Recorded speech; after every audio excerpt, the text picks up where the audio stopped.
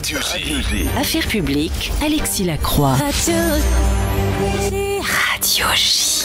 En ce vendredi, chers auditeurs, chères auditrices, plaisir de recevoir Gilles Paris. Alors Gilles Paris, vous êtes un écrivain qui avait percé ces dernières années dans le paysage littéraire français et vous êtes aussi le directeur d'un bureau de communication parisien, votre premier métier étant effectivement attaché de presse. Les 7 vies de Mademoiselle Belle Caplan paraît aux éditions Plomb. Le moins qu'on puisse dire, c'est que c'est un roman à clé, mais aussi que nous allons déchiffrer ensemble tant il est passionnant et qu'il offre de nombreuses clés de lecture pour comprendre la société contemporaine, on va dire le star system médiatique d'aujourd'hui. Et vous êtes par ailleurs l'auteur d'un classique désormais, Autobiographie d'une courgette, qui était votre second roman, au théâtre Tristan Bernard depuis le 25 août 2023. Et bientôt, à partir de janvier 2024, on le retrouvera sous le nom de Courgette, une pièce mise en scène par Pamela Ravassar, également je crois, d'ailleurs au théâtre Tristan Bernard, si mes informations sont bonnes. Voilà, c'est ça. Depuis le 25 août et à partir de 2024, ce sera dans toute la France et même à San Francisco au lycée français. Voilà, c'est preuve que la littérature française peut aussi s'exporter sur la côte ouest des États-Unis. En tout cas, c'est certains auteurs qui ont accès à la côte ouest des États-Unis. Donc on est ensemble ce vendredi matin, Gilles Paris, pour parler de votre nouveau livre, Les 7 vies de Mademoiselle Belle Caplan. C'est d'ores et déjà un succès critique. Hein, il est vraiment partout. Il y a une belle presse. Oui. Il y a une belle presse, il est partout. Il interroge évidemment certains aspects de notre monde contemporain. On sait aussi qu'au travers de ce personnage dont nous allons parler dans un instant, vous avez voulu rendre un hommage appuyé au cinéma des années 50 et aux mythes qui entourent le cinéma des années 50. Alors d'abord, question très simple, comment s'est forgé dans votre imagination foisonnante, Gilles Paris, ce personnage à la fois horripilant et finalement attachant de Belle Caplan? C'est tout à fait ça, je crois, au moment du confinement, tout simplement. Au moment du confinement. Où les librairies ont été heureusement jugées essentielles, mais c'était pas le cas du cinéma et qui plongeait un peu dans les abysses. Et ça faisait longtemps que me trottait dans la tête l'idée de faire un roman, un hommage en effet des années 50 à nos jours en fait, et de créer une héroïne vraiment de notre époque. Et c'est à partir de ce moment-là que j'ai commencé à réfléchir au personnage de Belle Caplan. Alors, vous la décrivez comme indéchiffrable aux yeux d'autrui. C'est un personnage, on va dire, rétif, récalcitrant, déroutant, un peu sauvage au fond, Gilles Paris, hein, oui. Que vous avez imaginé sauvage dans son hyper-célébrité. Oui, parce qu'il faut dire qu'elle devient absolument célèbre, elle devient une star planétaire en un seul film. Elle en fera 2 autres par la suite, mais ce film-là, qui est un film historique, qui s'appelle États généraux, voilà, qui raconte une histoire vraie, la relation ambiguë entre Marie-Antoinette et la duchesse de Polignac, ce film que personne n'attendait quelque part, devient un carton absolument incroyable et toutes les rédactions tout d'un coup se demandent qui est cette femme qui crève l'écran. Voilà. On n'a rien sur elle, il n'y a pas une ligne dans le dossier de presse. Ce que vous avez au fond imaginé, c'est très intéressant d'ailleurs. C'est une sorte d'Elena Ferrante de la pellicule, hein, oui, du 7e art. Oui, c'est-à-dire un personnage à la fois omniprésent, obsédant pour beaucoup d'imaginaires contemporains et notamment médiatiques, et en même temps totalement inconnu, car effectivement, elle a pour trait, cette contrôle freak, de se préserver de toute forme de visibilité véritable. Oui, c'est même pire que ça. C'est même pire que ça. Elle contrôle tout. Elle contrôle tout. Non seulement elle contrôle sa vie et son passé, mais celle des autres aussi, elle contrôle la vie des autres. C'est-à-dire qu'elle s'est arrangée pour ne pas avoir de portable, ne pas avoir de réseaux sociaux, alors qu'il y a des centaines de faux profils qui vont se créer. D'ailleurs, elle utilise des portables d'amis. Jetables. Et jetables, voilà, que lui fournit son assistante, si j'ai bien compris. Absolument, mais dont elle efface l'historique en le rendant. Elle efface l'historique. Voilà. Alors, est-ce que c'est simplement maniaque du contrôle, comme le sont un certain nombre de gens aujourd'hui dans notre société, justement, du traçage numérique, probablement. Mais est-ce que c'est pas tout simplement parano? Oui, elle est paranoïaque. Elle est totalement paranoïaque parce qu'elle veut préserver son passé, elle ne veut pas que les gens entrent dans son histoire puisque on ne sait vraiment rien d'elle. On ne sait pas quelle est sa famille, si elle a des amants, si elle a des frères et sœurs, d'où elle vient, où elle est née, on ne sait rien. Et en plus, elle ne donne aucune interview à la presse écrite, elle ne donne qu'une fois sur 2 films, un interview au journal de 20 heures. Et si jamais le présentateur a le malheur de lui poser une question personnelle, elle ne répond pas et elle fait un blanc, ce qui affole évidemment la régie. Vous imaginez, pour un journal de 20 heures, c'est ce qu'il y a de pire, ce qui peut arriver. Alors, on est ensemble sur Radio J, Gilles Paris. On commente à sauce et à gambade les 7 vies de Mademoiselle Belle Caplan, votre nouvel opus paru chez Plomb mi-septembre. Il rencontre d'ailleurs un grand succès et il est très intéressant parce qu'il y a plein de clés de lecture différentes. Là, nous venons de prendre la première clé, j'allais dire la clé psychologique sur l'héroïne. On peut en dire d'ailleurs encore un mot. elle ne se donne à personne en réalité. Hein. C'est-à-dire qu'hormis le premier amant qui est l'objet de sa nostalgie, on peut dire qu'elle ne s'est abandonnée à personne. D'ailleurs, il y a un moment, je l'ai noté. En fait, il y a deux hommes qui comptent. Je l'ai noté, hein. Toujours savoir quitter mes amants à temps avant que leurs sentiments ne les submergent. C'est une sorte d'adage, en quelque sorte, auquel elle a, de mot d'ordre, auquel elle a soumis son existence. Hein. C'est-à-dire qu'elle ne s'abandonne jamais. Non, elle prête son corps, mais pas sa tête. Elle ne donne pas sa tête. Voilà. Et en fait, il y a deux hommes qui comptent énormément pour elle. Il y a son frère, Ben, qui n'est en réalité pas son frère, mais avec lequel elle a été élevée dans un orphelinat à Montréal. Et l'homme qu'elle a connu un peu plus tard, qui va devenir son amant, et qui sera le seul homme qui va avoir de l'importance pour elle, et qu'elle retrouvera à un moment donné dans le roman, pour le meilleur ou pour le pire. Alors, je n'ai rien d'une diva, explique-t-elle en discours indirect libre. Vous en usez beaucoup d'ailleurs du discours indirect libre. Mais ma présence intimide réellement. Je m'y suis habitué avec le temps. Je sais que des milliers d'hommes envieraient Régis de dîner face à Belle Kaplan, mais je n'y pense pas. Donc effectivement, on voit bien que, je vais le dire avec mes mots, Gilles Paris, n'en prenez pas ombrage, la dimension en quelque sorte spéculaire de son identité l'emporte probablement sur sa dimension substantielle. Disons-le autrement, elle ne sait pas exactement qui elle est, mais par contre, elle a une idée assez précise de ce qu'elle représente dans le regard d'autrui.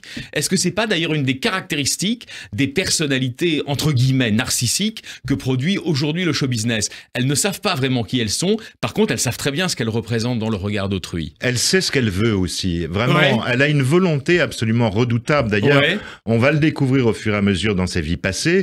Une volonté, ce à quoi elle a échappé. Quelque part, une volonté implacable. Ah, mais implacable. C'est-à-dire que rien ne lui résiste au fond finalement. Elle connaît bien son histoire, elle sait d'où elle vient d'un orphelinat. Tout à fait. Donc ça veut dire que sa première identité lui a échappé. D'ailleurs, elle dit à ce propos-là, puisque Dieu m'a rendu illégitime, autant multiplier les existences. Vous m'autorisez une citation à ce stade? C'est vrai que ce roman des origines est très important dans son cas, puisque ça permet de comprendre le premier aspect que nous évoquons ensemble, qui est sa psychologie, la psychologie de cette femme de Belle Kaplan, qui porte d'ailleurs, par parenthèse, un nom juif, on en dira peut-être un mot tout à l'heure. Je me suis rebellé dès ma naissance. Je ne voulais rien savoir de la génitrice qui m'avait abandonné à l'orphelinat Sainte-Croix. Je me fichais bien que ces femmes troncs m'instruisent, même si je leur dois bien plus d'identité qu'elles n'en ont eu dans leur vie si tranquille. Tout est dit. Oui, exactement. Et en plus, c'est là où elle va rencontrer Sœur Clarence. Un peu plus tard, elle va rencontrer une autre femme qui s'appelle Madeleine Moreau, qui va beaucoup compter à Montréal aussi. Et ces deux femmes vont lui enseigner quelque chose d'incroyable. Elles vont lui dire « Ne t'attache jamais à personne,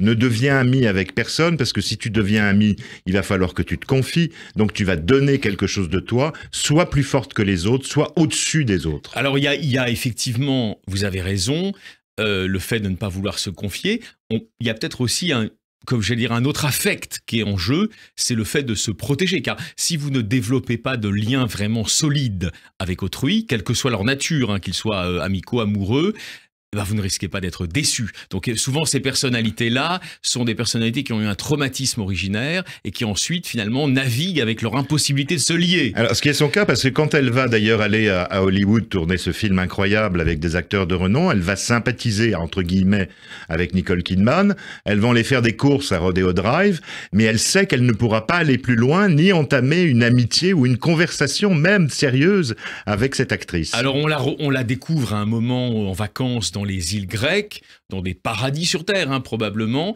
Mais là aussi, c'est pareil, il y a son côté control freak qui l'emporte, Gilles Paris. Elle ne veut croiser aucune célébrité. Donc, elle est obligée d'ailleurs de se rendre dans des hôtels de seconde zone, hein, pour ne pas risquer de rencontrer des gens qui la reconnaîtraient. Voilà, on va dire pas des palaces. L'obsession va très loin. Pas des palaces, mais elle va dans des hôtels où elle loue la totalité des chambres. Ah, exactement. Voilà, c'est ça. C'est comme ça qu'elle sait qu'elle aura sa tranquillité, qu'elle aura pas de voisins, qu'elle aura personne quand elle veut déjeuner ou dîner au restaurant de l'hôtel. Et donc, c'est comme ça qu'elle s'en sort. Alors, évidemment, vous vous en doutez, une telle configuration psychologique, telle que vous la dépeignez avec beaucoup de brio, n'est pas sans entraîner des effets dans la réalité, j'allais dire, du monde, et de l'attention qu'autrui lui porte. Cette femme, cette Elena Ferrante de la pellicule, en quelque sorte, que vous décrivez, Gilles, elle est paradoxalement, en raison du halo de mystère qui entoure son existence, elle est l'objet d'un véritable harcèlement par les médias, et notamment par les médias tabloïds. Oui, il y a même une scène assez amusante où les médias, très agacés, absolument agacés par le fait qu'elle ne donne rien d'elle, qu'elle refuse tous les interviews, vont écrire des articles sans fondement, sans preuve, qui vont... Alors, peut-être l'agacer, Voilà. mais ce qui est incroyable, c'est qu'elle a suffisamment de fans pour que les fans entrent dans la rédaction du journal et détruisent les ordinateurs des journalistes pour sauver Belle Caplan. Alors je vous lis, parce que rien de mieux que d'avoir le texte, la matérialité du texte de votre roman, cher Gilles Paris, ce matin sur Radio J. Citation, puisque je refusais de jouer leur jeu, le jeu des médias tabloïds, ils ont écrit que je devais être lesbienne, frigide ou transgenre pour me soustraire ainsi aux bienséances de la vie civile. Ils ont tenté de me salir, mais mes fans ont pénétré dans leurs locaux, la nuit, volant leurs ordinateurs, les obligeant à cesser de me calomnier. Je n'ai jamais réagi à ce que publiaient ces magazines, préférant faire un don anonyme aux associations trans et LGBT. Donc elle a une image tellement brouillée en quelque sorte Oui, bien sûr. que la boussole des journaux tabloïds, qui ne sont pas d'une moralité extrême non plus, mais se détraquent complètement jusqu'à une forme de folie. Elle a presque un comportement, j'ai envie de dire, idéal par rapport aux médias. Ouais. C'est-à-dire qu'il y a très très peu, je crois, d'artistes qui refuseraient aujourd'hui des entretiens dans les magazines ou des passages à la radio ou à la télévision, même s'ils se font un peu rares pour certains, mais la plupart d'entre eux courent aux médias, courent à la presse, courent à la radio, à la télévision. Elle retient tout en laisse. Elle tient tout le monde en laisse, en fait, finalement.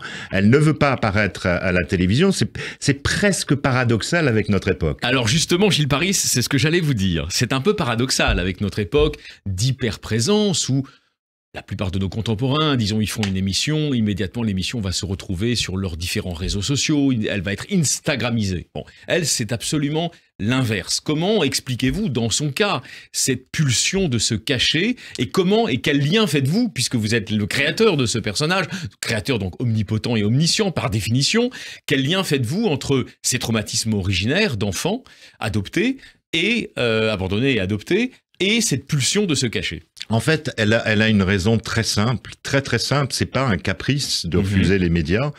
C'est qu'elle ne veut pas qu'on la reconnaisse. Elle ne veut pas qu'on reconnaisse cette femme du passé. Il y a une scène à un moment donné où un vieux monsieur va lui dire « mais je vous ai connu à Montréal autrefois » et ça va la tétaniser. Elle va avoir une crise de panique qu'elle va vouloir contrôler sur ce banc des Buttes-Chaumont. Et c'est tout simplement pour qu'on ne la reconnaisse pas, pour avoir la paix, la tranquillité. Elle n'avait pas prévu... Ça l'amusait d'être comédienne, elle l'est probablement aussi depuis son enfance, mais elle n'avait pas prévu ce succès planétaire. Alors ça c'est sûr, effectivement elle n'avait pas prévu ce succès planétaire, elle n'avait pas prévu non plus les embarras de la sécurité très nombreux que lui cause justement cette célébrité extrêmement électrique. Quand on est célèbre, écrivez-vous, la sécurité est une plaie. Elle parle toujours, par votre plume, « J'ai refusé les gardes du corps qu'un ministre énamouré voulait m'imposer jour et nuit. Je sais me défendre et je déteste les armes à feu. Les fans sont respectueux la plupart du temps. Tant pis pour les selfies. À voir les entrées de mes 3 films, je me dis qu'aucun d'entre eux ne m'en a tenu rigueur, etc. » etc., etc. Est-ce qu'elle excite pas, au fond, le star system en se refusant complètement à lui? C'est le paradoxe de notre monde. Imaginez une star pareille que Belle Caplan aujourd'hui, en 2023, qui refuserait absolument tous les interviews après avoir fait un carton planétaire. Je pense que les médias deviendraient dingues. Comme je le disais tout à l'heure, elle les tient en laisse à sa manière pour se protéger, tout simplement. C'est sa façon de voir les choses. Elle a la chance d'avoir fait 3 films. Il y a même des films qui ont provoqué des lois à l'Assemblée nationale. Enfin, c'était allé très loin à chaque fois. Dès qu'elle fait quoi que ce soit, ça devient quasiment un phénomène. Elle est devenue l'égérie d'une marque, elle est devenue... Voilà, elle va dans ce jeu-là des stars, mais sans toucher les médias. Alors, on va pas déflorer l'ensemble du roman, parce que il y a des rebondissements, il y a des clés. Néanmoins, on peut le dire, elle a une vie qu'elle souhaite cacher, enfin une vie antérieure qu'elle souhaite cacher dans son cas, puisqu'elle a exercé des fonctions, on va dire, un peu particulières, d'escorte girl. Est-ce que ça pèse en quelque sorte quotidiennement sur sa psychologie? Est-ce que ça lui impose, j'allais dire, un surcroît de contraintes intérieures, ce passé, disons, trouble, entre guillemets? Oui, parce que quand elle devient comédienne, finalement, comédienne réellement, on va dire, à travers les films qu'elle fait, elle espace ses films d'ailleurs parce qu'elle a besoin de break, non pas pour se faire attendre, mais parce qu'elle veut simplement passer du temps entre chaque film.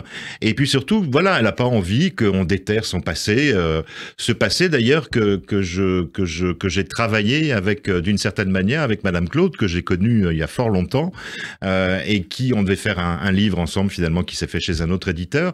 Mais on a gardé des déjeuners réguliers, et elle m'a souvent raconté comment elle travaillait avec ses filles, et à quel point elle détestait, elle haïssait les hommes, et comment elle gérait son bataillon de filles. Je me suis beaucoup inspiré d'elle pour le personnage de Madeleine dans le roman. C'est ça, qui est donc, on va dire, la proxénète, hein, pour aller vite, hein, Oui, voilà. de ce harem féminin.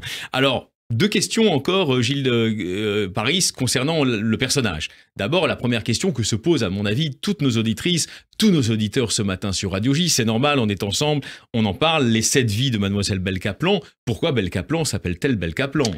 Alors, en fait, c'est un producteur hébraïque qui la découvre, oui, tout à fait. Raïm. C'est Raïm, donc, absolument. Il va lui donner un prénom pour sa plastique. Il faut dire qu'elle est en plus incroyablement belle. Tout à fait. Donc il va la nommer tout simplement Belle pour le prénom. Et forcément, il va lui donner un nom hébraïque. Alors, il la judaïse en quelque sorte. Il la judaïse. Et j'ai beaucoup réfléchi d'ailleurs au nom, parce que, vous savez, c'est quand vous créez un personnage qui devient une star, il faut absolument que le prénom et le nom aillent ensemble. Ça paraît simple comme ça. Absolument. Mais il fallait qu'il y ait une accolade. Ce qui explique aussi dans le showbiz un certain nombre de gens qui modifient leur patronyme pour que leur prénom aille avec le Exactement. patronyme. Et j'ai vraiment cherché jusqu'à trouver le nom de Caplan qui me paraissait parfait à coller au prénom. Alors, on va pas divulguer la fin, mais en revanche, on a bien saisi qu'il s'agit d'un personnage, on va dire, sous pression de toutes parts. Et d'abord, effectivement, sous pression de son passé. Qu'est-ce qui résonne chez Belle Caplan en Gilles Paris, son inventeur? Ah, vous attendiez pas à celle-là? Non, je m'y attendais pas. Je dirais que d'abord, ce qui était important pour moi, c'est-à-dire que pendant tout le roman, je parle de Belle Caplan en la première personne. Autrement dit, j'écris, je suis Belle Caplan, entre guillemets. Vous faites en quelque sorte son greffier. Et je ne voulais pas qu'on devine l'homme qui est derrière l'écrivain. D'accord. C'est toujours compliqué quand on décide tout d'un coup de s'investir et de rentrer dans un personnage féminin. En tant que personnage masculin, on aurait tendance justement à avoir des travers par rapport à ça. Et j'ai veillé à ce que ce soit un personnage extrêmement complexe, bien plus complexe que moi, il faut le dire quand même, et avec des obsessions et des névroses même d'ailleurs, qui sont bien supérieures aux miennes. Mais j'avais surtout l'idée, elle dit à un moment donné, Belle Caplan, elle dit « L'ennui est mon pire ennemi », et ça c'est une phrase qui me ressemble beaucoup. Et j'ai voulu un livre comme on regarderait peut-être une série sur une plateforme, et qu'on ne pourrait pas lâcher jusqu'au bout. C'est vrai. Et c'était cette idée-là. C'est écrit avec une série d'instantanés, comme ça, qui s'enchaînent les uns aux autres, sans temps mort, en quelque sorte, hein, comme effectivement dans une série. Donc de ce point de vue-là, d'ailleurs, c'est une écriture, on va dire, très contemporaine. Hein. Oui. Vous l'avez, c'est très visuel et c'est très contemporain, et vous imaginez chaque chapitre, en quelque sorte, comme une petite séquence extrêmement visuelle. Une nouvelle. Une nouvelle, exactement, extrêmement visuelle. Alors, pourquoi l'ennui est-il, l'ennemi absolu de ce personnage? Est-ce que c'est parce que l'ennui, c'est la porte ouverte à la mélancolie, donc à la dépression? Oui, c'est ça, à la mélancolie, moi je pense, je sais pas, par exemple, un couple qui tient vraiment de nombreuses années, je crois que c'est parce qu'ils s'ennuient pas ensemble, tout simplement. C'est parce qu'ils ont toujours un truc à se raconter, ils ont toujours de l'humour, ils ont toujours besoin de rigoler ensemble, et un couple qui ne s'ennuie jamais est un couple qui tient, qui est solide. Moi, c'est ce que je pense. Donc, et l'ennui dans une vie, c'est terrible. Alors, il y a des moments où on peut s'ennuyer en regardant la mer, en faisant des choses très simples. Et ça, c'est un ennui très agréable. Mais l'ennui certain, sans but, est terrifiant. Alors, je sais ce que je me suis dit en vous lisant, parce que j'ai réfléchi, j'ai essayé de me projeter aussi dans le monde intérieur de Belle Caplan, tel que vous nous donnez accès à lui, en quelque sorte. Et effectivement, il m'est apparu, je me trompe peut-être, je vous livre cette hypothèse, qu'elle est très contemporaine, en ce sens qu'effectivement, elle est une force qui va dans l'action, mais on se dit, oh là, si elle relâchait la pression de son activisme, y compris d'ailleurs sur le plan de l'image, hein, elle risquerait de s'effondrer dans la mélancolie absolue. Est-ce que je me trompe? Non, c'est tout à fait juste, et je pense que c'est pour ça qu'elle retient tout comme une reine, comme une laisse, et c'est pour ça qu'elle se bat, surtout parce que ce qui est incroyable, je le disais, on peut la trouver très antipathique au départ, mais plus on avance, plus on peut avoir de l'empathie pour elle, et surtout, elle a une manière très particulière de s'en sortir à chaque fois. Elle a de la chance avec elle, mais il n'y a pas que la chance, il y a une volonté farouche qui l'habite sans cesse. Alors j'imagine que vous vous êtes quand même posé la question de, même si un écrivain n'est pas un théoricien, mais enfin il réfléchit au monde qui nous entoure, elle serait emblématique de quel trait de notre époque, Belle Caplan, d'après vous? L'exagération probablement des réseaux sociaux, je dirais, parce que ils ont un bon côté, les réseaux sociaux. Beaucoup d'écrivains s'en servent. Je connais aussi beaucoup d'écrivains qui n'en ont pas. Vous et qui vous en servez beaucoup, Gilles Paris? Moi, oui. Oui. Moi, je suis plutôt addict et je m'en sers plutôt pas mal, mais c'est très chronophage. Et voilà, après, il y a beaucoup de dérives différentes du côté, par exemple, du harcèlement scolaire. On a vu ça là où les réseaux sociaux jouent un rôle terrible, terrifiant même d'ailleurs. Donc, je sais pas, il y a le bon, le mauvais. Après, on s'en passait très bien quand ça n'existait pas. On ne peut plus s'en passer maintenant que ça existe. Je pense qu'il faut un peu prendre et laisser pour compte. Alors elle est donc quand même là-dedans, même si elle s'y refuse, mais ça l'obsède, disons, à la gestion de son image. Vous diriez que c'est une personnalité narcissique d'aujourd'hui, Belle Kaplan ? Je pense que la plupart des artistes sont tous narcissiques, d'une Pourquoi ? manière ou d'une autre. Je dirais qu'à une époque, je dirais plutôt même lointaine, il y a 20 ou 30 ans, les gens qui avaient un ego très fort et un caractère, des travers, etc., on s'en fichait un peu parce que quand ils avaient du talent, c'était l'essentiel. Aujourd'hui, j'ai l'impression qu'on résume les gens à sympa, pas sympa, dans l'idée, voilà, il m'a ouvert la porte, il m'a dit bonjour, voilà, mais et dès qu'il y a de l'ego et un peu d'exagération, on a envie de fuir. C'est une façon d'approcher aussi le talent des gens très différemment. Alors, nous avons encore 2 minutes pour évoquer, on va dire, l'obsession, la passion fixe et l'obsession constante qui habite l'esprit de votre personnage, Belle Kaplan. Nous parlons des 7 vies de Mademoiselle Belle Kaplan aux éditions Plomb, votre livre événement de la rentrée, Gilles Paris. Bon, son obsession récurrente, c'est un ancien amant qui a eu beaucoup d'importance. Il s'appelle Pierre. Qu'est-ce qu'on peut dire de cette relation qui est devenue, évidemment, avec le passé, une relation largement imaginaire, mais en même temps, elle est structurante, on peut dire, je le dis avec mes mots, mais elle est structurante de ce qui apparaît comme l'identité, par ailleurs fragile, de votre personnage. Quand elle le rencontre, elle est à Montréal, elle vit dans les rues de Montréal, comme une clocharde, avec Ben d'ailleurs, et cet homme-là va les découvrir, va quelque part les élever, il va tout d'un coup se sentir utile, et puis peu à peu, en grandissant, elle s'appelle Paradis à ce moment-là, Paradis va tomber amoureuse de Pierre Lepage. Ça va venir petit à petit, mais elle n'est pas la seule à tomber amoureuse de Pierre Lepage, car Ben, son frère d'armes, lui aussi tombe amoureux de Pierre Lepage, qui va créer d'ailleurs un problème et un différend entre les deux, et elle va en fait le connaître, avoir un rapport avec lui à 2 reprises, et puis il va s'éloigner. Il va quand même lui enseigner un certain nombre de choses qui sont pas très catholiques, on va dire, d'une certaine manière. Il va lui apprendre à voler, il va lui apprendre dans les rues d'Outremont, qui est un quartier très chic de Montréal, où les maisons ressemblent à des palais. Elle va dévaliser littéralement toutes ces vieilles dames très chics.